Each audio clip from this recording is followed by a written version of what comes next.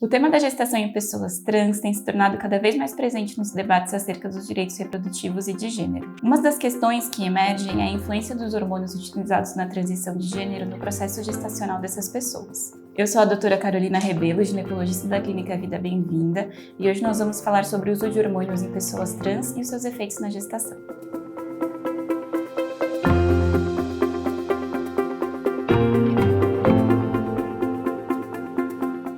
No caso das mulheres trans, o uso de estrogênio ele pode prejudicar a produção, a quantidade, a qualidade dos espermatozoides.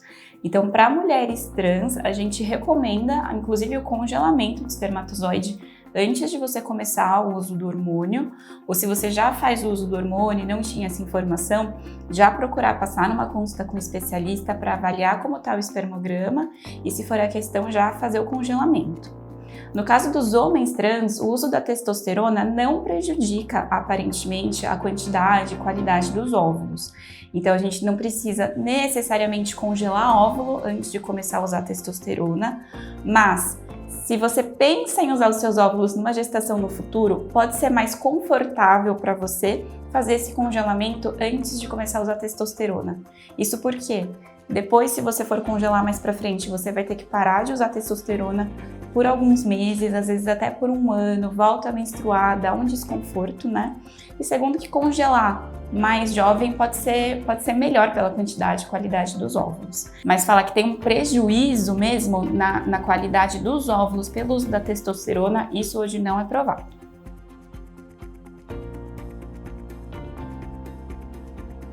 Um homem trans que quer engravidar, quer passar pela gestação, vai precisar parar de usar testosterona. Isso por dois motivos. Primeiro que a testosterona pode bloquear algumas ovulações, então se você está nesse processo para engravidar naturalmente, tendo relação em casa, tem que parar testo para voltar a ovular. Segundo, mesmo que você esteja fazendo esse processo via um tratamento de reprodução assistida e você vai só transferir o embrião para dentro do seu útero, a testosterona pode ter impactos negativos na formação do embrião, tanto de um embrião do sexo masculino quanto de um embrião do sexo feminino. Então, um homem trans que vai passar por uma gestação, tanto natural quanto via reprodução assistida, vai precisar parar de usar testosterona por um tempo.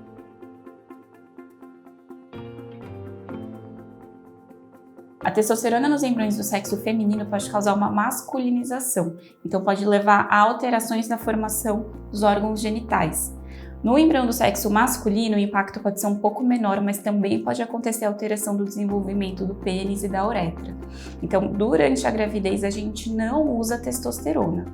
É um momento realmente de pausa do hormônio. A gente sabe que isso pode gerar alguns desconfortos ali para a pessoa durante a gravidez, mas é uma coisa que isso a gente não consegue negociar assim, precisa parar mesmo por um tempo.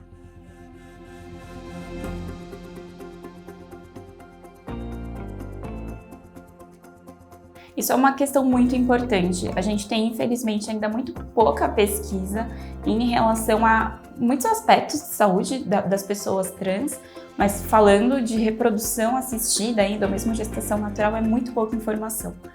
Mesmo quando a gente vai fazer pesquisa em bancos de dados, assim, de muitos estudos, a gente encontra relatos de caso. Poucos estudos já, assim, que foram estudos delimitados para isso. Foram casos pontuais que foram feitos na clínica que o pessoal depois publica pontualmente, a gente vai da experiência das pessoas e isso é uma coisa que dificulta muito, né, para o médico que está fazendo esse atendimento e para os nossos pacientes. Então a gente está meio que desbravando isso nesse momento e quando os pacientes vêm passar em consulta comigo para engravidar, para congelar óvulo, isso é uma coisa que eu coloco bastante na mesa. Eu sempre vou me atualizar de novo, vou ler de novo o que saiu de novo a respeito nesses últimos meses, assim, e trago para o paciente. O que a gente tem de informação até agora, vamos juntos tomar uma decisão consciente baseado nisso que a gente tem. Mas isso é uma coisa que a gente vê que está num caminho para melhorar. Cada vez mais é levantado essa questão de que faltam estudos, essa falta de estudos está ficando cada vez mais evidente. Os pacientes estão chegando para a gente, estão cobrando tratamento, estão cobrando informação. Então, cada vez mais a ciência tem respondido com mais grupos de estudos e mais publicações. Isso fica uma mensagem até para os médicos, assim, que trabalham com isso e que fazem esses casos pontuais dentro das suas clínicas. Vamos publicar, vamos compartilhar informação, porque com isso a gente só pode ganhar. os médicos, a medicina, principalmente os pacientes.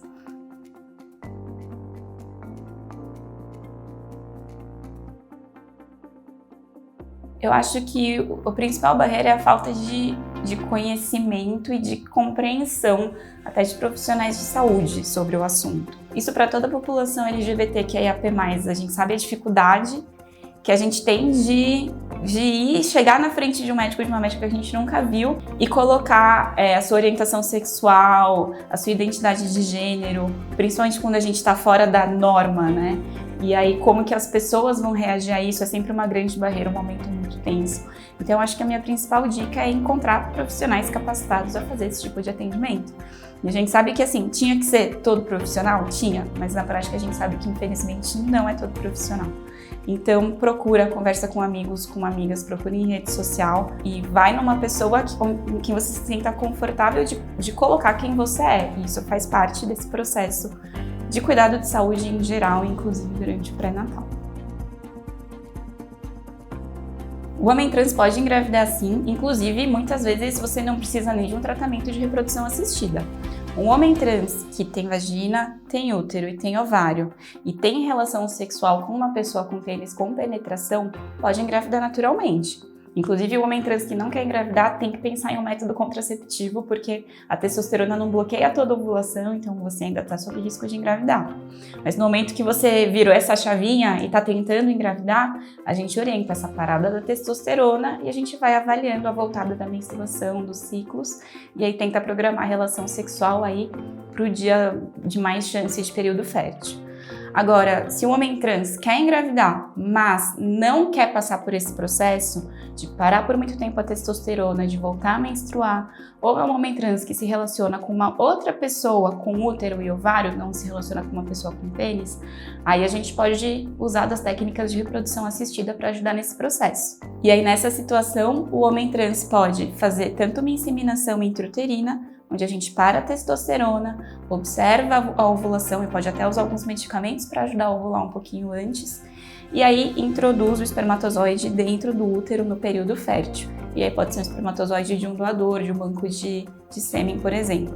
E o homem trans também pode fazer a fertilização in vitro, tanto captando seus óvulos para formar embrião e transferir para o seu próprio útero, quanto captando seus óvulos para formar embrião e transferir para o útero de uma parceira ou de um parceiro que tenha útero que queira passar pela gestação e vice-versa. Um homem trans com útero pode usar os óvulos da parceira numa fertilização in vitro e transferir esse embrião para dentro do seu útero. Então assim, a gente tem opções de tratamento para comportar e todo tipo de configuração familiar que você pode pensar.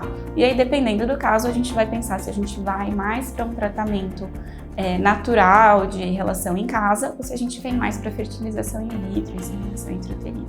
Eu espero que vocês tenham gostado desse conteúdo. Se for alguma dúvida, entre em contato com a gente através do site vidabemvinda.com.br e nos acompanhe nas redes sociais. Um grande abraço e até o próximo vídeo.